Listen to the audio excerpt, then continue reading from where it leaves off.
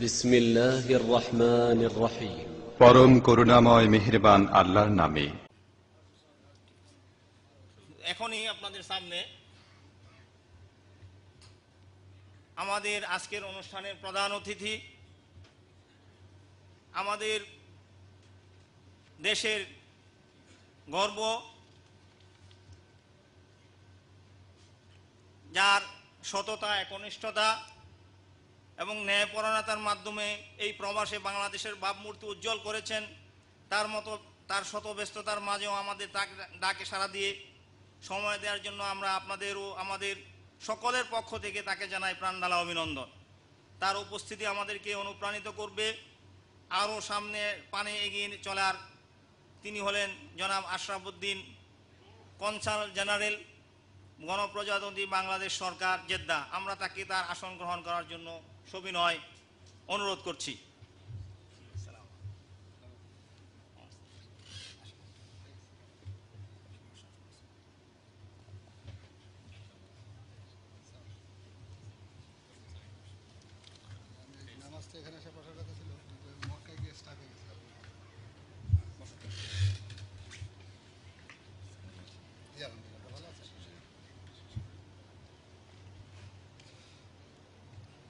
সম্মানিত ভাইরা আমার, আপনাদের মাঝে এখনই আমাদের প্রধান অতিথি উপস্থিত হয়েছেন।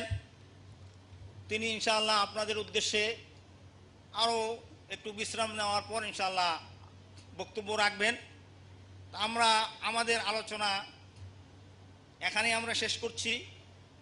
আপনাদের সহযোগিতা আমরা কামনা করছি। আপনারা ইনশাআল্লাহ নীরবতার সাথে, ধৈর্যের সাথে এখানে বসে আমাদের সহযোগিতা করবেন। আমাদের পরবর্তী অনুষ্ঠানের যে পরবর্তী সূচি, সেই সূচিতে আমরা চলে যাচ্ছি। এখন আপনাদের সামনে আমাদের আজকের এই মহতী অনুষ্ঠানের প্রধান বক্তা জনাব সাইফুদ্দিন বেলাল সাহেব আপনাদের সামনে সুদ এবং সুদের ভয়াবহতা সম্পর্কিত আলোচনা এবং তার কিভাবে প্রতিকার করা যায় সেই সম্পর্কে ইনশাআল্লাহ আলোচনা করবেন। আশা করি আপনারা মনোযোগ সহকারে শুনবেন। আসসালামু আলাইকুম।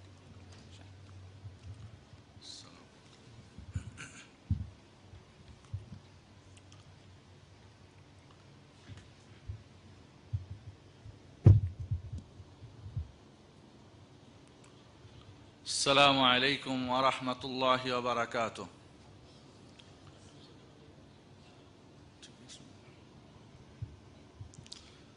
الحمد لله رب العالمين، والصلاة والسلام على أشرف الأنبياء والمرسلين نبينا محمد وعلى آله وصحبه أجمعين.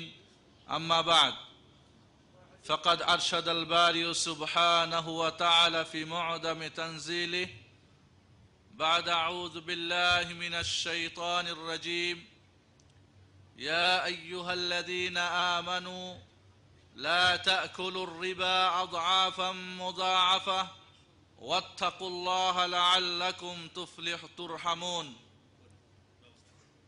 وقال أيضا: يا أيها الذين آمنوا اتقوا الله وذروا ما بقي من الربا إن كنتم مؤمنين فإن لم تفعلوا فأذنوا بحرب من الله ورسوله وإن تبتم فلكم رؤوس أموالكم لا تظلمون ولا تظلمون. وقال النبي عليه الصلاة والسلام فيما رواه البخاري ومسلم في صحيحيهما عن جابر بن عبد الله رضي الله تعالى عنه قال: قال رسول الله صلى الله أن رسول الله صلى الله عليه وسلم قال: لعن الله آكل الربا وموكله وشاهديه وكاتبه أو كما قال عليه الصلاة والسلام. আজকে আমাদের জেদ্দার এই কর্নিশে মুলতাকা সাইফির কর্মসূচির মধ্যে বিভিন্ন ভাষাভাষীদের মতো আজ আমাদের বাংলাভাষী ভাইদের জন্য যে সুযোগ করে দিয়েছেন, যারা এই আয়োজন করেছেন তাদেরকে আমার পক্ষ থেকে অভিনন্দন জানাচ্ছি। এর সাথে আজকে আমাদের এই অনুষ্ঠানের যিনি পরিচালক, সভাপতি এবং আজকে আমাদের সবচাইতে আকর্ষণীয় আমাদের প্রধান মেহমান ওলামায়ে কেরাম উপস্থিত আমার মুসলিম ভাতৃ ও পর্দার আড়ালে বোনেরা, আজকে আমাদের যে বিষয় একটু আগে আপনারা শুনলেন, সুদের ভয়াবহতা এবং এর থেকে বাঁচার উপায় কি। আমি আপনাদের কতগুলি প্রশ্ন করব, আপনারা উত্তর দিবেন। আমাদের সৃষ্টিকর্তাকে সন্দেহ আছে? রব কে? আল্লাহ। রব কাকে বলা হয়? যিনি আমাদের সব কিছুর দায় দায়িত্ব তিনি নিজেই নিয়েছেন, প্রতিপালক। যখন যা আমাদের প্রয়োজন, আমাদের শারীরিক, মানসিক, অর্থনৈতিক, সামাজিক, রাজনৈতিক, উঠতে চলতে ফিরতে আমাদের সব কিছুর যিনি ব্যবস্থাপক, সব কিছু যিনি আমাদেরকে দান করেন, তিনিই হচ্ছেন রব। আলহামদুলিল্লাহ রব্বিল আলামিন। শুধু আমাদের রব নয়, সবার রব। যেমন ভাবে মানুষের রব, জিনের রব, ফেরেশতাদের রব, পশু পাখি, লতা পাতা, 18,000 মাখলুকাত বলা হয় কোন কোন বর্ণনায়, সবার তিনি রব, সবারই ব্যবস্থা করেন। আল্লাহ রাব্বুল আলামিন মুমিন মুসলমানদের যেমন রব, কাফেরদেরও রব। সন্দেহ আছে? হিংস্র পশু, তাদের রব কে? আল্লাহ। সাপ বিচ্ছু, আল্লাহ। সবার প্রতিপালক তিনি। জঙ্গলের বাঘ ভাল্লুকের খানা পিনার ব্যবস্থা তিনিই করেন, করেন না? গভীর পানির মধ্যে যত জীব জন্তু মাছ রয়েছে, সবার রবও তিনি। আজ আমাদের মানুষের জীবনের সবচাইতে গুরুত্বপূর্ণ যে বিষয়টি, সেটি হচ্ছে কি? অর্থনীতি। অর্থের প্রয়োজন। এই অর্থের প্রয়োজন আল্লাহ রাব্বুল আলামিন আমাদেরকে তিনিই দিয়ে দিয়েছেন, ঠিক না? আর এই অর্থকে, এই প্রয়োজন মিটাবের জন্য যতগুলি পথ পন্থা, যত দিক ও বিভাগ, যত প্রকার হতে পারে, সব কিছুর ব্যবস্থাপকও তিনি, ঠিক না বেঠিক? আল্লাহ রাব্বুল আলামিন আমাদের জীবনের প্রয়োজন যা কিছু, সব কিছুরই তিনি ব্যবস্থাপক, তিনি তিনি রব। আমাদের জীবনে অর্থের প্রয়োজন আছে। অর্থ এমন একটা জিনিস, গরিব ধনী, সুখী দুঃখী, নারী পুরুষ, ছোট বড়, শিক্ষিত অশিক্ষিত, ডাক্তার ইঞ্জিনিয়ার ব্যারিস্টার, সবার প্রয়োজন আছে। প্রয়োজন নাই? আমাদের নবীর অর্থের প্রয়োজন ছিল না? ছিল। সবার প্রয়োজন। তাহলে যে মহান রব্বুল আলামিন আমাদের রব, যিনি আমাদের এই প্রয়োজন দান করলেন, যিনি এই প্রয়োজন পূরণ করবেন না করবেন না, তিনি তো এই প্রয়োজন পূরণকারী, ঠিক না? সবার দায় দায়িত্ব তিনি গ্রহণ করেছেন। এই পৃথিবীর কোনো মানুষের কাছে, কোনো শক্তির কাছে তিনি এটা দান করেন নাই।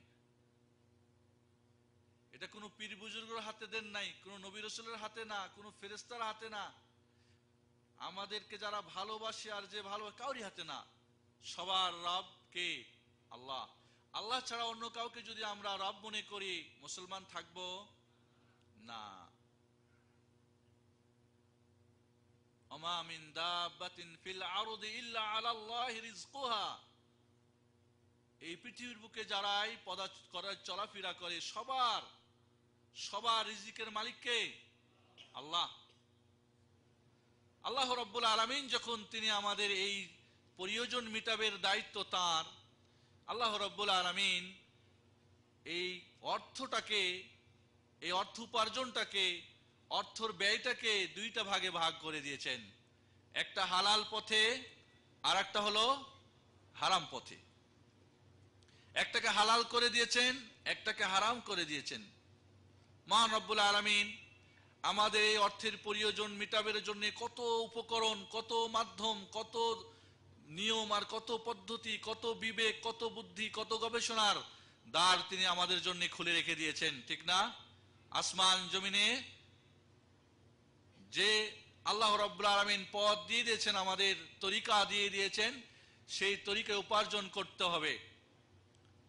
কেউ যদি বলে যে আমার ভাগ্যে তো লিখে দেওয়া হয়েছে রিজিক কতটুকু আসবে না আসবে, আর ঘরে বসে থাকে তার রুজি রুটি আসবে, তাকে আপনারা চালাক বলবেন? পাক্কা মুমিন বলবেন? না। যারা বলে চলো আসো আল্লাহ দিবে, এরা নিঃসন্দেহে শরীয়ত সম্পর্কে মূর্খ, অজ্ঞ। আরবিতে একটা শব্দ আছে তাওয়াক্কুল, আর একটা শব্দ কি তাওয়াক্কুল। তাওয়াক্কুল অর্থাৎ হাত পা গুটিয়ে ভাগ্যে আছে আমি চললাম আসবো আমারটা, এ হলো তাওয়াক্কুল। ইসলামে এটা হারাম। ইসলামে কি এটা হারাম। কিন্তু তাওয়াক্কুল যত উপকরণ, যত মাধ্যম, যত বিবেক বুদ্ধি, যত নিয়ম পদ্ধতি অবলম্বন করে বাংলাদেশে দোকানপাট বিক্রি করে, বস্ত্রভিটা বিক্রি করে, খালা ফুপু মামাদের কাছ থেকে, শ্বশুর বাড়ি থেকে নিয়ে সৌদি আরব চলে আসলেন। এরপরে উপার্জনে 8 ঘন্টা 10 ঘন্টা আপনার মাথার ঘাম পায়ে ফেলে এই মরুভূমির দেশে অর্থ উপার্জন করলেন, এটাকে বলা হয় তাওয়াক্কুল। আর তাওয়াক্কুলটা কি? ইবাদত। তাওয়াক্কুলটা কি? ইবাদত। তাহলে আমরা আশা করি কেউ তাওয়াক্কুল করি না, যার ফলে নিজের কলিজার টুকরা নয়নমণিদেরকে ছেড়ে, বাবা মাকে ছেড়ে, প্রিয়তমা স্ত্রীকে ছেড়ে, অনেকে বন্ধু বান্ধব, বাংলার সুজলা সুফলা সেই কোকিল ডাকা শস্য শ্যামলার দেশ ছেড়ে সৌদি আরবের মরুভূমিতে এসে পড়েছে সোনার হরিণ ধরতে। সন্দেহ আছে কি? সন্দেহ আছে না। তাহলে আসুন, সোনার হরিণ ধরতে বলে একটা কথা মনে পড়লো। একবার 2 বছর আগে এই বিষয়ে একটা আমার আলোচনা হয়েছিল, সোনার হরিণ। বন্ধুগণ, আজকে আমাদের আলোচনা হলো কি? সুদ। তার আগে আপনাদের অর্থনীতি সম্পর্কে কতগুলি মূলনীতি আপনাদের একটু প্রয়োজন, 5-10 মিনিট। প্রথমে আসুন যে আল্লাহ রাব্বুল আলামিন যে জিনিসটাকে হালাল করেছেন, নিঃসন্দেহে তার মধ্যে হিকমত রয়েছে, কৌশল রয়েছে, ফায়দা রয়েছে, কোনো উপকার রয়েছে। আর যেটাকে হারাম করেছেন তার মধ্যে কোনো একটা সমস্যা রয়েছে।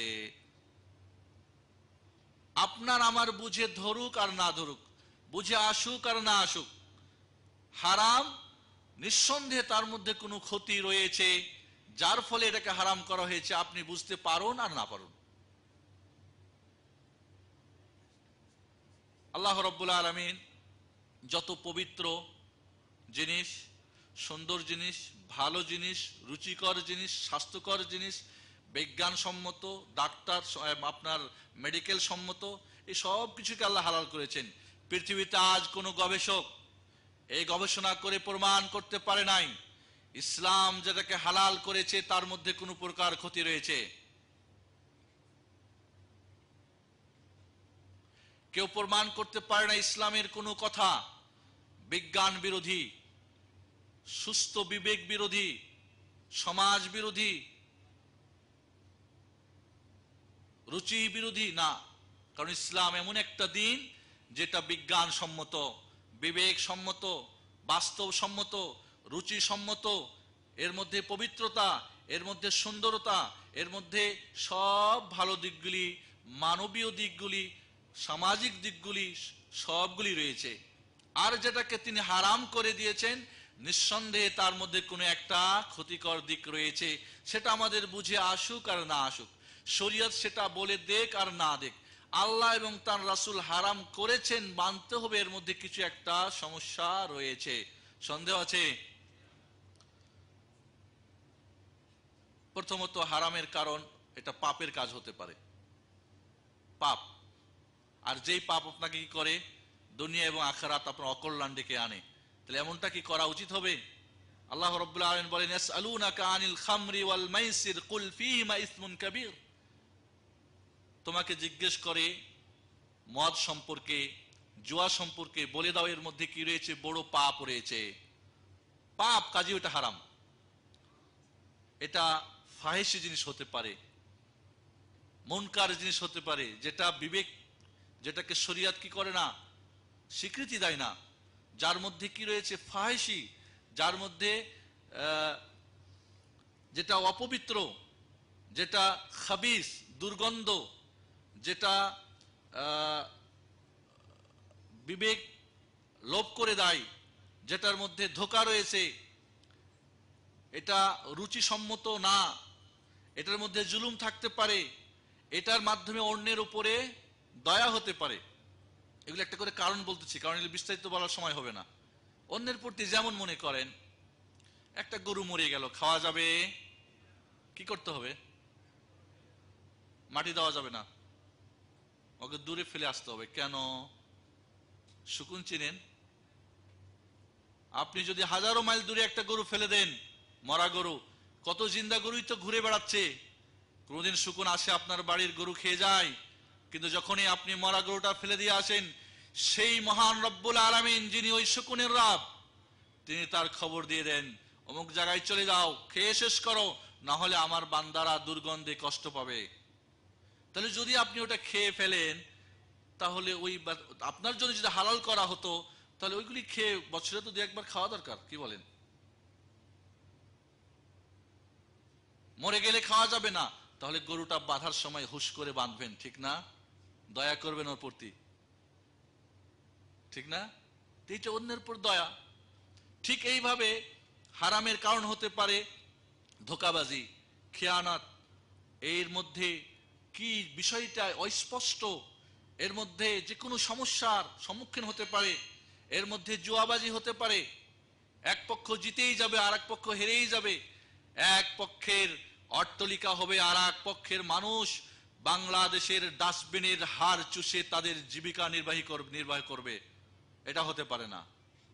আসুন, আল্লাহ রাব্বুল আলামিন সুদকে কেন হারাম করে দিলেন, এর খারাপ দিকগুলি কি, এর সমস্যাগুলি কি, এবং এই সমস্যার সমাধান কি রয়েছে, ইসলাম কি সমাধান দিয়েছে।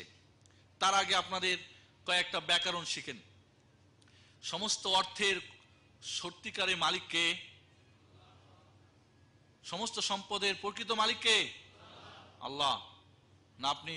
না, আপনাকে আল্লাহ রাব্বুল আজকে দিয়েছেন, কালকে আরেকজনের কাছে চলে যাবে। আপনার পকেটে যে 5,000 রিয়াল আসে, থেকে যায় না অন্য জায়গায় চলে যায়? চলে যায়। বিরাট বড়লোক ছিল, গরিব হয়ে গেছে, সমস্ত সম্পদ যারা ওর বাড়িতে চাকর খাটছে, কামলা দিয়েছে, তারা আজকে ক্রয় করে নিয়েছে না? তাহলে প্রকৃত সম্পদের মালিক কে? আল্লাহ। তাহলে আল্লাহর সম্পদ, আমার একটা যদি সাইকেল আপনারে বলি আমার নিয়মে চালাতে হবে, চালাবেন না? নাকি আপনার নিয়মে চালাবেন? চালালে অন্যায় হবে না? অন্যায় হবে। তাহলে আল্লাহ যে প্রকৃত যিনি মালিক, তার বিধান মতো চলতে আমাদের সমস্যা আছে। তাহলে প্রত্যেকটি মুমিন মুসলমানের প্রথম কথাটি আজকের আলোচনার শুরুতে স্বীকৃতি দিতে হবে মনে প্রাণে অন্তর থেকে, যে প্রকৃত সম্পদের মালিককে আল্লাহ। আমি কেয়ারটেকার হতে পারি অল্প দিনের জন্য, আমাকে আল্লাহ ভোগ করার জন্য দিয়েছেন, এটা নিয়ামত। এই নিয়ামতের শুকরিয়া আদায় করতে হবে, আল্লাহর পথেই একে ব্যয় করতে হবে, আল্লাহর নিয়মে একে গ্রহণ করতে হবে। 2 নম্বর কথা, অর্থনীতির বিরাট একটা গুরুত্ব রয়েছে। এই জন্য কিয়ামতের মাঠে যে 5টা প্রশ্ন করা হবে, তার মধ্যে 2টা প্রশ্ন হবে অর্থনীতি সম্পর্কে। প্রথম প্রশ্ন তো হবে 60 বছর বেঁচে ছিলে কি করেছো। দ্বিতীয় প্রশ্ন হবে তুমি তোমার যৌবনকাল কোথায় ব্যয় করেছো। তৃতীয় প্রশ্ন হবে তুমি যা শিখেছিলে আমল কতটুকু করেছো। আর 2টা প্রশ্ন হবে কি অর্থনীতি নিয়ে, মিন আইনা ইকতাসাবত ওয়া ফীমা আনফাকত। তোমার যে কোটি টাকা, লক্ষ টাকা, গাড়ি বাড়ি, অনেক ব্যাংক ব্যালেন্স, ব্যবসা বাণিজ্য অনেক কিছু হয়েছিল, কোথা থেকে এটা উপার্জন করেছিলে, কোন পথে, ডান হাত দিয়ে না বাম হাত দিয়ে, কালো পথে না সাদা পথে, স্মাগলারি করে, চুরি করে, ডাকাতি করে, জুয়াবাজি করে, সুদখোরি করে, ঘুষ খেয়ে, ছিনতাই করে, অন্যের প্রতি জুলুম করে, না এটাকে তুমি কোনো হালাল পথ উপার্জন করেছিলে। এই জন্য বন্ধুগণ, কিয়ামতের মাঠে লান তাজাল আলাই ইয়াজুল কাদামা ইবনে আদম, বনি আদমের পা একটু নড়তে পারবে না, আল্লাহর কাঠগড়ে দাঁড়া হতে হবে কিয়ামতের মাঠে। 5টি প্রশ্নের উত্তরের আগে একটুকু নড়তে পারবে না কেউ।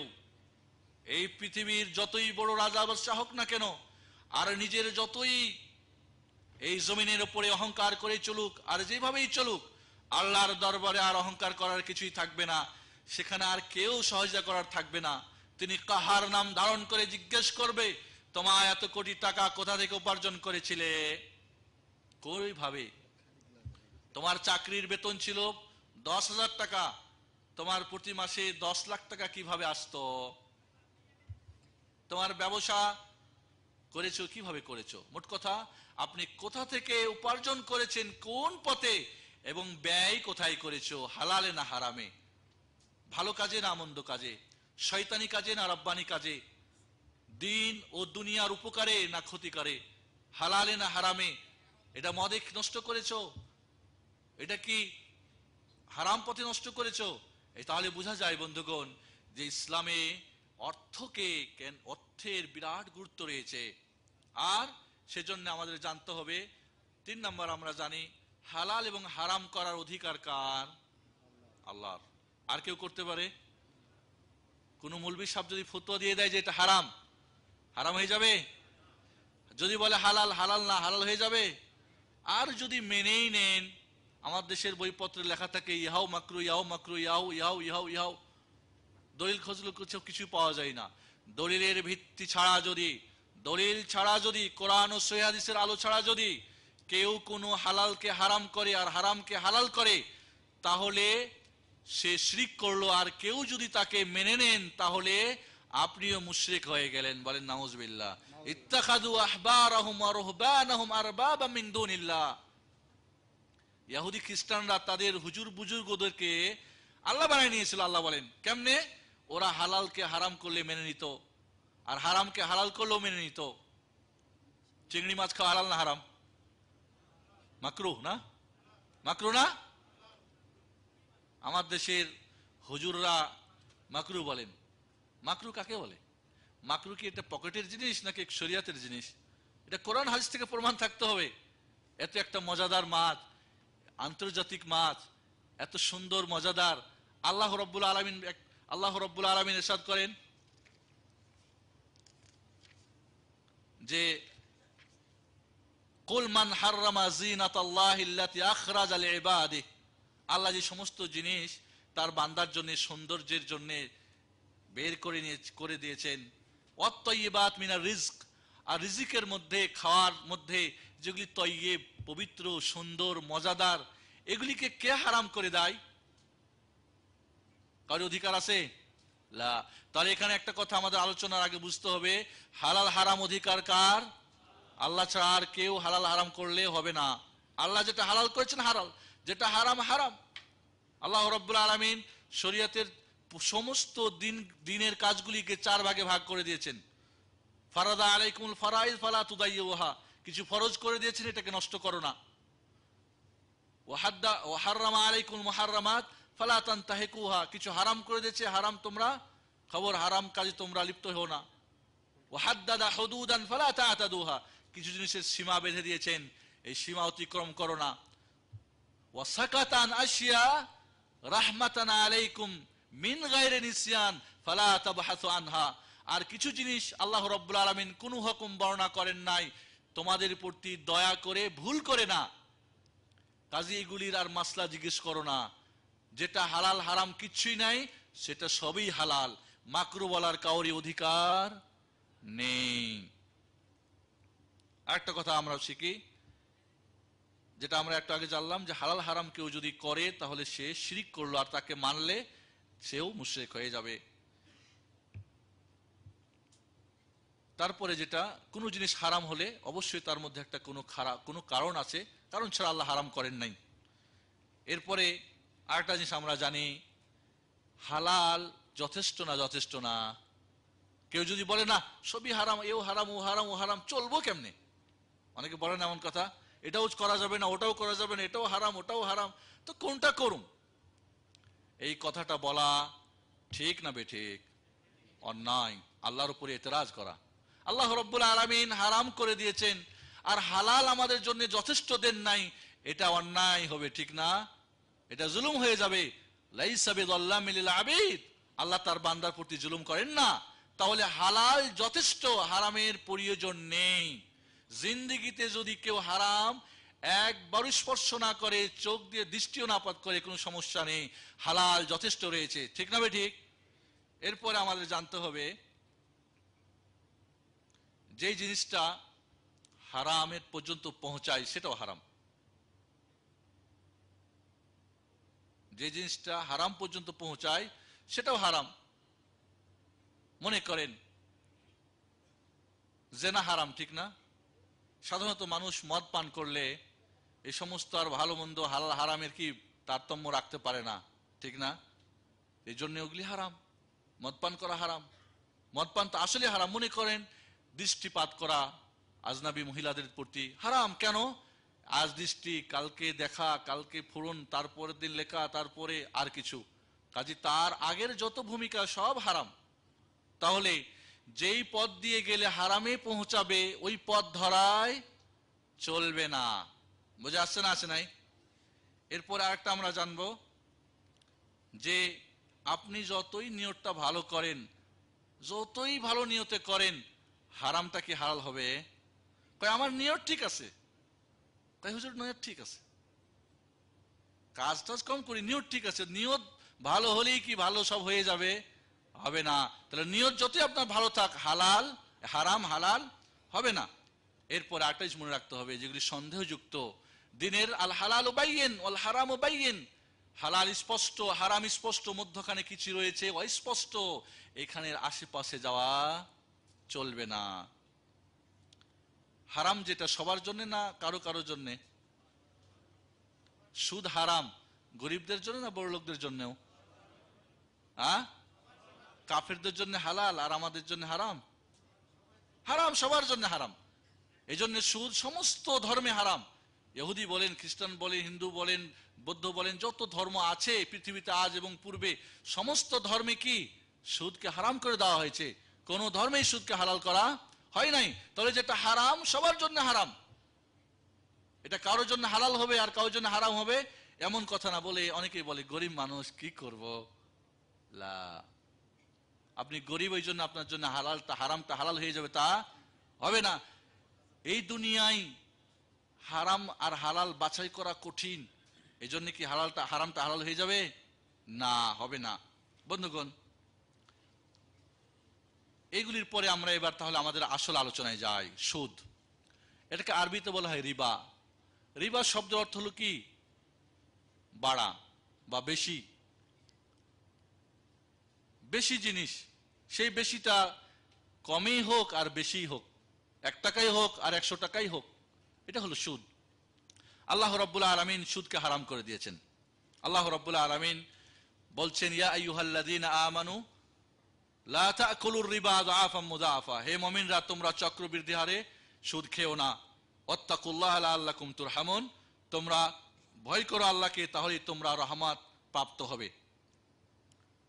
সূরা আল ইমরান 130 নম্বর আয়াত। আল্লাহ রাব্বুল আলামিন অন্য জায়গায় বলেন, ইয়া আইয়ুহাল্লাযীনা আমানুত্তাকুল্লাহ ওয়া দারু মা বাকিয়া মিনার রিবা ইন কুনতুম মুমিনিন, হে মুমিনরা তোমরা আল্লাহকে ভয় করো এবং সুদকে ছেড়ে দাও। সুদ যেটা অতিরিক্ত যে মানুষের কাছ থেকে তোমরা নাও, সেটা কি করো? তোমরা বাদ দিয়ে দাও, সত্যি যদি তোমরা মুমিন হয়ে থাকো। ফাইন লাম তাফআলু, যদি তোমরা এই সুদ খাওয়া থেকে, সুদের লেনদেন থেকে বিরত না থাকো, ফাআযানু বিহারবি মিনাল্লাহি ওয়া রাসূলি, তাহলে আল্লাহ এবং তার রাসূলের পক্ষ থেকে যুদ্ধের জন্য প্রস্তুত হয়ে যাও। আল্লাহু আকবার। তাহলে সুদখোর সেজন্য আল্লাহ এবং তার রাসূলের সঙ্গে যুদ্ধের জন্য ময়দানে কি হয়ে গেল? নেমে গেল। ওয়াইন তুবতুম ফালাকুম রুউসু আমওয়ালিকুম, যদি তওবা করো তাহলে মূল যেটা ধন তোমরা সেটা ফেরত নিয়ে নাও, অতিরিক্ত মাফ করে দাও। লা তাযলিমুন ওয়া লা তুযলামুন, তোমাদের প্রতি জুলুম করা হবে না আর তোমরা কাউরি প্রতি জুলুম করবে না আর তোমাদের প্রতিও জুলুম করা হবে না। বন্ধুগণ, আল্লাহ রাব্বুল আলামিন সুদকে হারাম করে দিয়েছেন। এক শ্রেণীর মানুষ আজ সুদকে হালাল করার জন্যে বহুত পাইতারা বিভিন্ন ধরনের কোরআন হাদিস দিয়েও প্রমাণ করতে চায় সুদ হারাম, সবার কাছে হারাম, এর মধ্যে কোনো সন্দেহ নেই। এটা কোনো মাযহাবী মাসলা না, এটা কোনো দিন প্রত্যেকটা ধর্মের মধ্যে সুদকে হারাম করা হয়েছে। তাওরাতে সুদ হারাম ছিল, জাবুরে সুদ হারাম ছিল, ইনজিলে সুদ হারাম। এবং শুধু তাই না, সমস্ত যারা ধর্ম মানে সমস্ত ধর্মের সুদকে হারাম করে দেওয়া হয়েছে। এই সুদ আমরা মনে করি বাড়ে, কিন্তু আসলে প্রকৃত আল্লাহর কাছে এটা বাড়ে না। আল্লাহ বলেন, ওয়ামা আতাইতুম মিন রিবা লিয়ারবু মিন ফি আমওয়ালিন নাস ফালা ইয়ারবু ইনদাল্লাহ। তোমরা মানুষের কাছে সুদ কারবারি করো সম্পদ বাড়াবার জন্য, আসলে এটা আল্লাহর কাছে কি হয় না, বাড়ে না। ওয়ামা আতাইতুম মিন যাকাতিন তুরিদুনা ওয়াজহাল্লাহ ফাউলাইকা হুমুল মুযইফুন। আর যেটা তোমরা যাকাত দান করো আল্লাহর সন্তুষ্টি লাভের জন্য, এদেরকে কি করা হবে, অনেক গুণ বেশি করে দেওয়া হবে। তাহলে বন্ধুগণ, আসি আমরা অর্থনীতিতে দুইটা জিনিস রয়েছে, একটা সুদ, একটা যাকাত। একটা হলো যাকাত ভিত্তিক অর্থনীতি, সেটা হলো ইসলামী অর্থনীতি। আর একটা হলো সুদ ভিত্তিক অর্থনীতি, সেটা হলো সম্পূর্ণ ইসলামী অর্থনীতির পরিপন্থী নীতি। এই আজ পৃথিবীতে সুদের কারবার এতই বেড়ে গিয়েছে যেটা হিসাব করা খুবই কঠিন। এই সুদ সম্পর্কে আল্লাহর নবী আলাইহিস সালাতু ওয়াস সালাম বলেন, ইজতানিবুস সাবঈল মুবিকাত, ইজতানিবুস সাবঈল মুবিকাত, তোমরা 7টা ধ্বংসপ্রাপ্ত ধ্বংসকারী জিনিস থেকে তোমরা দূরে থাকো। এর মধ্যে আল্লাহ জিকির করেছে, আল্লাহর নবী বলেছেন ওয়াকলুর রিবা, তোমরা সুদ খাওয়া থেকে বিরত থাকো। শুধু তাই না, আল্লাহর নবী আলাইহিস সালাতু ওয়াস সালাম বলেন, লানাল্লাহু আখিলার রিবা, যে সুদ খায় তার উপরে আল্লাহর অভিসম্পাত, আল্লাহর লানাত। অমুকেলাহু, যে সুদ খাওয়ায়, অর্থাৎ সুদ যে নেয় আর যে দেয়। ওয়াশাহিদাই, সুদের যারা সাক্ষী দেয় দুইজন। ওয়াকাতিবা, যে সুদের এই কন্ট্রাক্ট ফর্ম কি করে লিখে, সবার প্রতি আল্লাহর কি লানাত, অভিসম্পাত। সুবহানাল্লাহ। শুধু তাই না, আল্লাহর নবী বলেন, সুদের ৭০টা পাপের দরজা স্তর, সবচেয়ে নিম্নমানের যেটা, সেটা নিজের মায়ের সঙ্গে জেনা করা। নাউজুবিল্লাহ। এক ভাই একবার আমার অফিসে এসে তার দুঃখের কথা শোনাচ্ছেন। তারপর এক পর্যায়ে জানতে পারলাম তিনি যে সুদ নিয়ে সৌদি আরবে এসেছেন, এই সুদ 20 বছরও পরিশোধ করা সম্ভব নয়। আমি বললাম, এটা করলেন কেন? কই, মনে করলাম সৌদি আরব গিয়ে একটু হজটা জুমরা টুমরা করে আসবো। তা আমি বললাম, ওই যে একটু আগে আমরা জানলাম উদ্দেশ্য ভালো, উমরা করা, এই জন্য কি সুদের টাকা নিয়ে সৌদি আরব আসা যাওয়া যাবে না? আপনার উদ্দেশ্য যতই ভালো থাক, টার্গেট আপনার যতই মহৎ হোক, কিন্তু ওই টার্গেটে পৌঁছার জন্য পন্থাটা, তরিকাটা, রাস্তাটা, নিয়মটা হারাম গ্রহণ করা চলবে না। ঠিক না ঠিক? বন্ধুগণ, এখানে একটা কথা বলে রাখি, আমাদের কনসুলার সাহেবও আছেন। আমাদের বর্তমানে যে ভাইয়েরা দেশ থেকে আমাদের বিদেশে আসতেছেন, আমার মনে হয় যে এরা 100 গরিব হওয়ার জন্য আসতেছে। 50 গরিব ছিল। কেমনে? 2 বিঘা জমি ছিল, একটা দোকান ছিল, এগুলি দিয়ে 6 মাস চলতো। 6 মাস ধার মাহাজন করে এদিক ওদিক জন কামলা দিয়ে চলতো। সবগুলিকে বিক্রি করে চলে আসলো আরো কিছু ঋণ নিয়ে সৌদি আরবে। বেতন হলো 250 বা 300 বা 500। এখন বাইরের কাজকামও পাওয়া যায় না। 10 বছরেও তার ওই সুদেই মিটে না। 2 বিঘা জমি ফেরত নেওয়া বা বন্ধকে রেখে এসেছে, বা এটা তো প্রশ্নে ওঠে না। কোনো এক সময় যদি অ্যাক্সিডেন্ট করে হোক মারাই যায়, তাহলে সেই ফ্যামিলিটা রাস্তায় নেমে যায়। ঠিক না বললাম না বেঠিক বললাম? এই ধরনের বহু ফ্যামিলি আজ রাস্তায় বসে গেছে, যেতেও পারে না, 10 বছরও যেতে পারে না, 8 বছরও যেতে পারে না, বউ বাচ্চার কোনো খবর নিতে পারে না। নিজের শারীরিক, মানসিক, অর্থনৈতিক সমস্যা দেখে, চেহারা দেখে মনে হয় কতই যেন সমস্যায় জর্জরিত এই মানুষগুলি। এই জন্যে যদি আমরা এই সুদের কারবারিটা ভালো করে না বুঝতে পারি, তাহলে সমস্যা আরো গরিব বাড়তেই থাকবে গরিব। এই জন্য বন্ধুগণ, তাহলে আল্লাহর নবী অন্য একটা হাদিসে বলেন যে একটা দিরহাম, একটা টাকা সুদের 36 বার জেনা করার চাইতেও বেশি মারাত্মক। নাউজুবিল্লাহ। একজন লোক কিন্তু সুদ খায়, সুদের কারবারি করে, নেয়, কিছুই মনে করে না, ওই লোকটাকে যদি জেনার কথা বলা যায় বলবে লা লা লা নাউজুবিল্লাহ। আছে না এমন মানুষ? তাহলে বন্ধুগণ, সুদ এত বড় মারাত্মক, এটা তো শরীয়তের দৃষ্টিকোণ থেকে সুদ মারাত্মক। আমরা এবার দেখি এই যে সুদ মারাত্মক, এটা এর ক্ষতিটা ব্যক্তি পর্যায়ে, সমাজ পর্যায়ে, এর চারিত্রিক পর্যায়ে, এটা রাষ্ট্রীয় পর্যায়ে, আন্তর্জাতিক পর্যায়ে সমস্যাটা কি? এই সুদ কারবারি যারা করেন তাদের মধ্যে কৃপণতা, এদের মধ্যে সংকীর্ণতা, এদের মধ্যে জুলুম, এদের মধ্যে অর্থ লোভ লালসা, এদের যত অর্থের উপরে এদের লোভ লালসা এতই বেড়ে যায় যে ওই একজন মজুর মানুষের অর্থ থেকে তার ওই 1 শতক জমি এমনও দেখা গেছে যে তার ওই বসত ভিটাটাও ওই লিখে নিয়েছে। সুদের যখন পয়সা দিতে পারে না, এক পর্যায়ে রেজিস্ট্রি করে নিয়েছে বাধ্য করে। এমন মহাজনী কারবার হয়েছে না? কত মানুষকে এই সুদ পথে বসিয়েছে। একটু আগে যেটা বললাম, আজ কত ভাই এই সৌদি আরবে সোনার হরিণ ধরার জন্য চলে আসলো, কিন্তু সোনার হরিণ তো দূরের কথা, তার মাথার উপরে এই জন্য বলা হয়েছে সুদ যে খায়, সুদ এই মহাজনীটা যে কর্জ নেয়, এই কর্জটা হলো রাত্রের ঘুম হারাম করে আর দিনের বেলা মানুষের কাছে অপদস্থ করে না?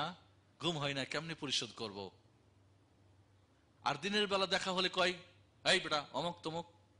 অনেক সময় কি করে, ওই হুলিয়া জারি করে বা কি করে বলে ওটাকে, ওয়ারেন্ট জারি করে ব্যাংক কি করে কোমরে দড়ি দিয়ে নিয়ে যায়। অনেক সম্ভ্রান্ত মানুষকে দেখেছি আমাদের এলাকায়, অনেক সম্ভ্রান্ত মানুষ যার বাড়ির সামনে দিয়ে এক সময় দারোগা চলতে হলে মোটরসাইকেল বন্ধ করে হেঁটে যেতে হতো।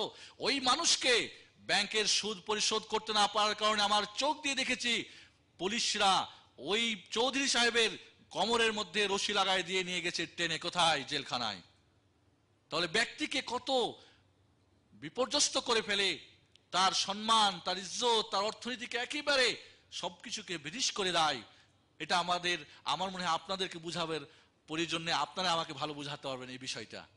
2 নম্বরে, সামাজিক যদি আমরা সমস্যা দেখি, একটা সমাজে যদি একটা গরিব মানুষ আপনার কাছে গেল কিছু পয়সার জন্য অভাবের সময়, আর আপনি বললেন আমাকে শতকরা 10 টাকা 20 টাকা 15 টাকা সুদ দিতে হবে, এটা কি মানবিকতা হবে?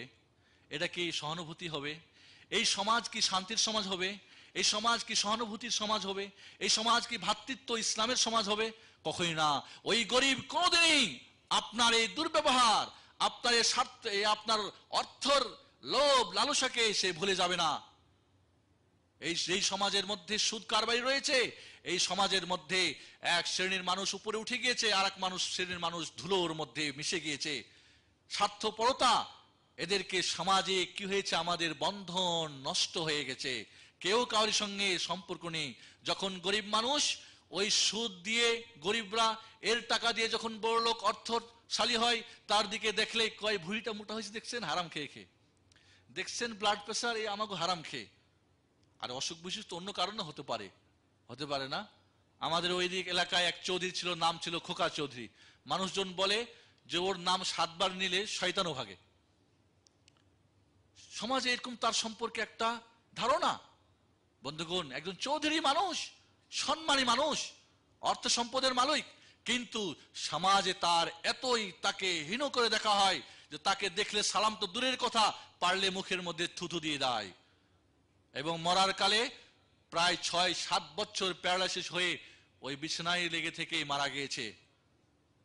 আমাদের ওই এলাকায় প্রসিদ্ধ সুদখোর ছিলেন। সুবহানাল্লাহ। তাহলে এই যে সামাজিক সম্পর্ক নষ্ট হয়ে যায়, আমাদের ইসলাম বলে এক মুমিন আর এক মুমিনের ভাই ভাই, ইন্নামাল মুমিনুনা ইখওয়া। কিসের ভাই আপনি? আদ-দীন ওয়ান নাসিহা, একে অপরের কল্যাণ। বিপদের সময় আমার বসত ভিটাটা আপনি লিখে নিলেন, আমার স্ত্রী অসুস্থ, আমার সন্তান মারা যাচ্ছে, এই মুহূর্তে আপনার কাছে দৌড়িয়ে গেলাম, আর আপনি বললেন তোমার ওই জমিটা লিখে দাও, তারপরে এত টাকা সুদ দিতে হতে পারে। এটা কি ইসলামী সমাজ হতে পারে? এটা কোনো ভদ্র সমাজ হতে পারে? এমন মানুষ কোনোদিন তাকে কেউ ভালোবাসতে পারে? তাহলে সামাজিক কি হয়? বন্ধন নষ্ট করে ফেলে এই সুদের কারবারিতে। 3 নম্বরে,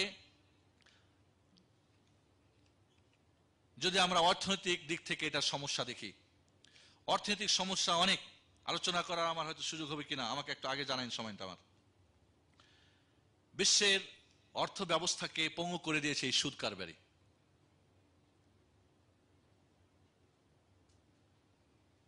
আমাদের সমাজে দুইটা দিক পাওয়া যায়। একটা হলো সমাজতন্ত্র, জনগণ তার মালিক হবে না, সরকারি সবকিছু সম্পদের মালিক হবে, যাকে যতটুকু ইচ্ছা ততটুকু দিবে, যেটা রাশিয়ার মধ্যে বা চীনের মধ্যে বিভিন্ন জায়গায় উঠেছে পড়েছে। এখন চলতেছে যেটা রাসমালি, যেটা বলা হয় যেটা কি বলি আমরা, পুঁজিবাদ। এই পুঁজিবাদের মাধ্যমে কি হয়েছে, দেখা গেছে ব্যক্তি যেরকম সুদের কারবারে শেষ হয়েছে, সমাজ হয়েছে, রাষ্ট্রীয় কম হয় নাই। রাষ্ট্রীয় অনেক সময় বড় কিছু একটা পরিকল্পনা জন্য জনগণের কাছ থেকে সুদ নেয়,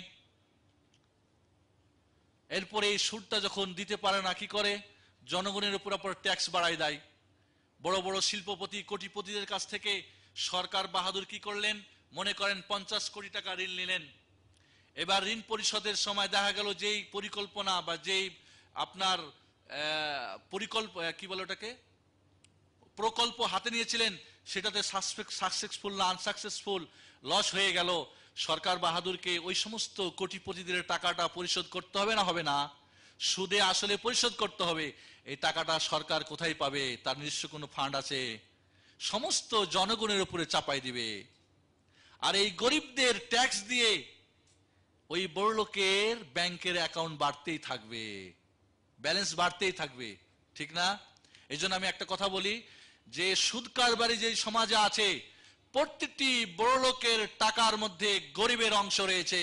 তবে এর উল্টোটা নাই, বড় লোকের কোনো টাকা গরিবের নেই, গরিবের জাকাতের পয়সা তাদের রয়ে গেছে, দান সদকার পয়সা দিতে হবে রয়ে গেছে। তারা যে সুদ কারবারি করে, ওইখানে গরিবের ওই সারাদিন খেটে খুটে যে পয়সা নিয়ে আসে, একমুষ্ট থেকে ওখান থেকে কিছু দিতে হয় সরকার বাহাদুরকে, আর তিনি দেন বড় লোকদেরকে। তাহলে এর মাধ্যমে বড় লোককে বানানো হচ্ছে আরো বড় লোক, কারণ এই বড় লোকদের সঙ্গে সরকার বাহাদুরের বিভিন্ন ধরনের সম্পর্ক রয়েছে। এদেরকে তুষ্ট করলে মুশকিল, গরিব মাফি মুশকিল। নিঃসন্দেহে বড় লোকদের টাকা দিয়ে সরকার বিভিন্ন কাজে উপকারী হন, কিন্তু লস খেয়ে গেলে এটা আসে আমার আপনার সমস্ত সাধারণ মানুষের ঘাড়ে চাপিয়ে দেওয়া হয়। মনে করেন একটা ইন্ডাস্ট্রিজ বানানো হলো, প্রোডাকশন করা হলো, মনে করেন এটা বিক্রি হচ্ছে না, দাম কম, ঠিক আছে, বা নষ্ট হয়ে গেল, তাহলে এই পয়সাটা কিভাবে উঠানো হয়? ওই গরিবদের, মানে কাস্টমার যারা, এদের কাছ থেকে উঠানো হয়।